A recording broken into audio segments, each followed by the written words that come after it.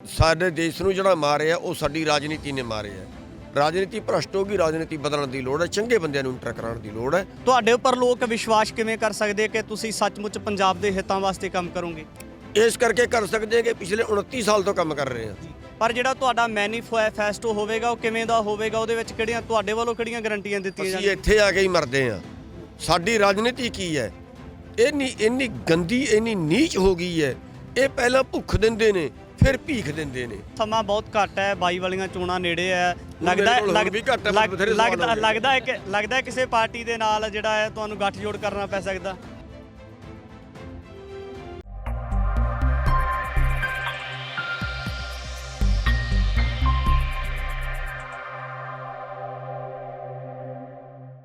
TV 84 India ਦੇ ਨਾਲ ਜੁੜੇ ਹੋ ਮੈਂ ਰਜਿੰਦਰ ਸਿੰਘ ਸਭਰਾ, ਕਿਸਾਨ ਆਗੂ ਗੁਰਨਾਮ ਸਿੰਘ ਚੜੂਨੀ।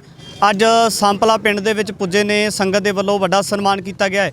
ਉਹਨਾਂ ਨੇ ਇੱਕ ਨਵਾਂ ਸਟੈਪ ਵੀ ਲਿਆ। ਲੰਬੇ ਸਮੇਂ ਤੋਂ ਸੰਕੇਤ ਆ ਚੁੱਕੇ ਸੀ, ਪਰ ਅੱਜ ਉਹਨਾਂ ਵੱਲੋਂ ਇੱਕ ਨਵਾਂ ਐਲਾਨ ਵੀ ਕੀਤਾ ਗਿਆ। ਗੱਲਬਾਤ ਕਰ ਲੈਣੇ। ਸਭ ਤੋਂ ਪਹਿਲਾਂ ਸਵਾਗਤ ਹੈ ਜੀ। ਵਾਹਿਗੁਰੂ ਜੀ ਕਾ ਜੀ, ਵਾਹਿਗੁਰੂ ਜੀ ਕਾ ਖਾਲਸਾ, ਵਾਹਿਗੁਰੂ ਜੀ ਕੀ ਫਤਿਹ। ਸਰਦਾਰ ਸਾਹਿਬ, ਸਭ ਤੋਂ ਪਹਿਲਾਂ ਜਾਣਨਾ ਚਾਹਾਂਗੇ ਸੰਘਰਸ਼ ਦੇ ਦਰਮਿਆਨ ਤਜਰਬਾ ਕਿਵੇਂ ਦਾ ਰਿਹਾ? ਜਿੱਤ ਪ੍ਰਾਪਤ ਕੀਤੀ, ਲੋਕਾਂ ਦੇ ਵੱਲੋਂ ਬਹੁਤ ਵੱਡਾ ਸਨਮਾਨ ਮਿਲਿਆ ਤੁਹਾਨੂੰ, ਤਜਰਬਾ ਕਿਵੇਂ ਦਾ ਰਿਹਾ ਜੀ?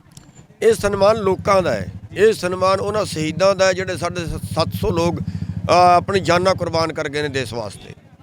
ਤੇ ਜਾਂ ਫਿਰ ਇਹ ਸਨਮਾਨ ਉਹਨਾਂ ਦੇ ਹਿੱਸੇ ਆਉਂਦਾ ਜਿਹੜੇ ਮਾਤਾਵਾਂ, ਭੈਣਾਂ, ਬਜ਼ੁਰਗ, ਬੱਚੇ ਲਗਾਤਾਰ 12.5 ਮਹੀਨੇ ਸੜਕ ਤੇ ਬੈਠੇ ਰਹੇ ਨੇ। ਉਹਨਾਂ ਦੀ ਕੁਰਬਾਨੀਆਂ ਦਾ ਸਦਕਾ ਹੈ ਜਿਨ੍ਹਾਂ ਨੇ 2 ਡਿਗਰੀ ਟੈਂਪਰੇਚਰ ਵੀ ਝੱਲਿਆ, 45 ਡਿਗਰੀ ਟੈਂਪਰੇਚਰ ਵੀ ਝੱਲਿਆ, ਤੂਫਾਨ ਵੀ ਚੱਲੇ ਨੇ, ਬਾਰਿਸ਼ਾਂ ਵੀ ਚੱਲੀਆਂ ਨੇ। ਉਹਨਾਂ ਦੀ ਕੁਰਬਾਨੀਆਂ ਦਾ ਸਦਕਾ ਇਹ ਅੰਦੋਲਨ ਜਿੱਤੇ ਆ। ਇਹ ਸਾਰਾ ਸਿਹਰਾ ਉਹਨਾਂ ਦੇ ਸਿਰ ਹੈ ਤੇ ਅਸੀਂ ਤੇ ਸੰਗਤਾਂ ਦੇ ਧੰਨਵਾਦੀ ਆ। ਇਹ ਸਵਾਗਤ ਸਾਡਾ ਕਰ ਰਹੇ ਨੇ, ਸਵਾਗਤ ਤੇ ਲੋਕਾਂ ਦਾ ਕਰਨਾ ਪੈਣਾ। ਜਿੱਥੇ ਲੰਬੇ ਸਮੇਂ ਤੋਂ ਰਵਾਇਤੀ ਪਾਰਟੀਆਂ ਦਾ ਗਲਬਾ ਪੰਜਾਬ ਦੇ ਲੋਕਾਂ ਦੇ ਸਿਰ ਦੇ ਉੱਪਰ ਪਿਆ ਹੋਇਆ ਸੀ, ਤਾਂ ਅਸੀਂ ਦੇਖ ਸਕਦੇ ਹਾਂ ਕਿ ਅੱਜ ਤੁਹਾਡੇ ਵੱਲੋਂ ਇਹ ਐਲਾਨ ਕੀਤਾ ਗਿਆ ਹੈ। ਤਾਂ ਇਹਦਾ ਰੋਡ ਮੈਪ ਕੀ ਰਹੇਗਾ? ਜਿਹੜੀ ਤੁਹਾਡੇ ਵੱਲੋਂ ਰਾਜਨੀਤੀ ਕੀਤੀ ਜਾਵੇਗੀ, ਇਹਦਾ ਰੋਡ ਮੈਪ ਕਿਵੇਂ ਦਾ ਹੋਵੇਗਾ? ਅੱਜ ਨਹੀਂ ਕੀਤਾ ਗਿਆ, ਇਹ ਐਲਾਨ ਤੇ ਕੱਲ੍ਹ ਨੂੰ ਕਰਾਂਗੇ। ਤੇ ਬਾਕੀ ਜਿਹੜਾ ਹੈ ਕਿ ਵੀ ਸਾਡੇ ਦੇਸ਼ ਨੂੰ ਜਿਹੜਾ ਮਾਰਿਆ ਉਹ ਸਾਡੀ ਰਾਜਨੀਤੀ ਨੇ ਮਾਰਿਆ। ਰਾਜਨੀਤੀ ਭ੍ਰਸ਼ਟ ਹੋ ਗਈ, ਰਾਜਨੀਤੀ ਬਦਲਣ ਦੀ ਲੋੜ ਹੈ, ਚੰਗੇ ਬੰਦਿਆਂ ਨੂੰ ਇੰਟਰ ਕਰਾਉਣ ਦੀ ਲੋੜ ਹੈ। ਜਿਹੜੇ ਭ੍ਰਸ਼ਟ, ਰਿਸ਼ਵਤਖੋਰ ਜਾਂ ਦਲਾਲੀ ਕਰਨ ਵਾਲੇ, ਉਹਨਾਂ ਨੂੰ ਭਜਾਉਣ ਦੀ ਲੋੜ ਹੈ। ਚੜੂਨੀ ਸਾਹਿਬ, ਜਦੋਂ ਵੀ ਰਵਾਇਤੀ ਪਾਰਟੀਆਂ ਆਉਂਦੀਆਂ ਨੇ, ਚੋਣਾਂ ਦੇ ਵੇਲੇ ਨਜ਼ਰ ਆਉਂਦੀਆਂ ਨੇ, ਤਾਂ ਉਹਨਾਂ ਦੇ ਵੱਲੋਂ ਦਾਅਵੇ ਬਹੁਤ ਵੱਡੇ ਵੱਡੇ ਕੀਤੇ ਜਾਂਦੇ ਆ। ਲੋਕਾਂ ਦੇ ਨਾਲ ਬੜਾ ਦਿਲੀ ਮੁਹੱਬਤ ਕੀਤੀ ਜਾਂਦੀ ਹੈ ਕਿ ਜਿਵੇਂ ਉਹਨਾਂ ਦੇ ਸਕੇ ਹੁੰਦੇ ਆ।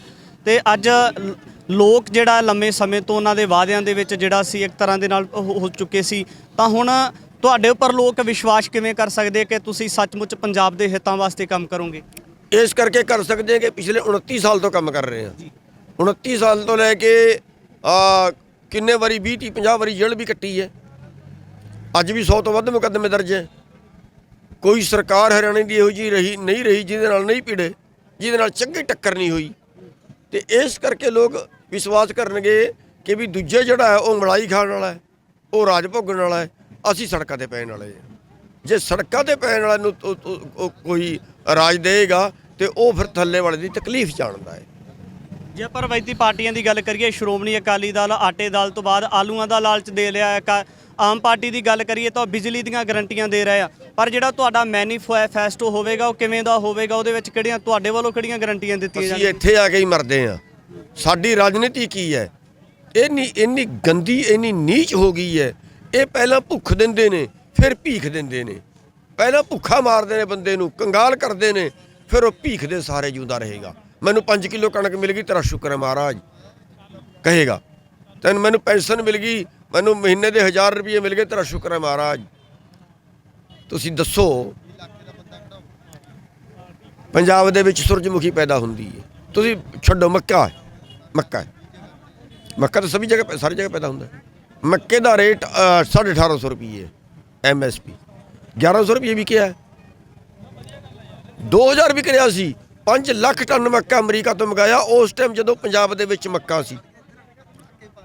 ਤੇ 2000 ਤੋਂ 1100 ਤੇ ਆ ਗਿਆ। ਕਿੰਨਾ ਘਾਟਾ ਪਿਆ? 750 ਰੁਪਏ ਕੁਇੰਟਲ। 30 ਕੁਇੰਟਲ ਮੱਕਾ ਕਿੱਲੇ ਚੋਂ ਨਿਕਲਦਾ ਹੈ। 750 ਦੇ ਹਿਸਾਬ ਨਾਲ ਕਿੰਨੇ ਹੋ ਗਏ? 750 ਦੇ ਹਿਸਾਬ ਨਾਲ ਹੋ ਗਏ 22,000, 22,500 ਰੁਪਈਆ। 22,500 ਘਾਟਾ ਇੱਕ ਕਿੱਲੇ 'ਚ ਪੈ ਗਿਆ।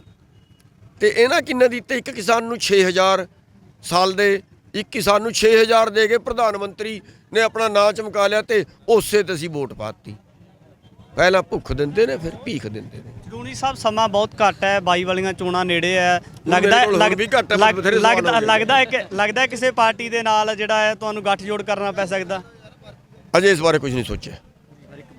ਕਿਸਾਨ ਆਗੂ ਗੁਰਨਾਮ ਸਿੰਘ ਚੜੂਣੀ ਦੇ ਨਾਲ ਗੱਲਬਾਤ ਕੀਤੀ ਹੈ। ਉਹ ਕੱਲ ਨੂੰ ਜਿਹੜਾ ਹੈ ਆਪਣਾ ਪੰਜਾਬ ਮਿਸ਼ਨ ਦੀ ਗੱਲਬਾਤ ਕੱਲ ਨੂੰ ਪੰਜਾਬ ਮਿਸ਼ਨ ਦਾ ਐਲਾਨ ਕਰਨ ਜਾ ਰਹੇ ਨੇ। ਹੁਣ ਦੇਖਣਾ ਹੋਵੇਗਾ ਕਿ ਆਉਣ ਵਾਲੇ ਦਿਨਾਂ ਦੇ ਵਿੱਚ ਕਿਸ ਤਰੀਕੇ ਦੇ ਨਾਲ ਉਹਨਾਂ ਦੇ ਵੱਲੋਂ ਐਲਾਨ ਕੀਤਾ ਜਾਂਦਾ ਹੈ ਕਿ ਉਹ ਸੱਚਮੁੱਚ ਜਿਹੜੀਆਂ ਪੰਜਾਬ ਦੀਆਂ 117 ਸੀਟਾਂ ਨੇ ਉਹਨਾਂ ਦੇ ਉੱਪਰ ਚੋਣ ਲੜਨਗੇ। ਮੈਂ ਰਜਿੰਦਰ ਸਿੰਘ ਸਭਰਾ, ਧੰਨਵਾਦ। ਵਾਹਿਗੁਰੂ ਜੀ ਕਾ ਖਾਲਸਾ, ਵਾਹਿਗੁਰੂ ਜੀ ਕੀ ਫਤਿਹ।